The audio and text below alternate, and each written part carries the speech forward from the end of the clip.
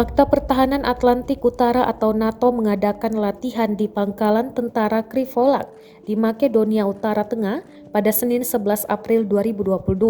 Latihan ini digelar dengan partisipasi sekitar 1.100 tentara.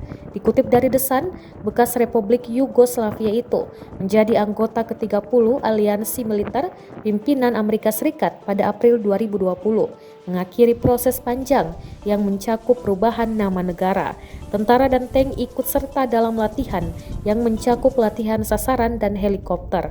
Evaluasi kesiapan tempur NATO berlangsung dari 3 hingga 11 April. Sejak invasi Rusia ke Ukraina, NATO telah meningkatkan jumlah tentara yang ditempatkan di sisi timurnya, dengan Lituania dan negara-negara Baltik lainnya menyerukan lebih banyak pasukan.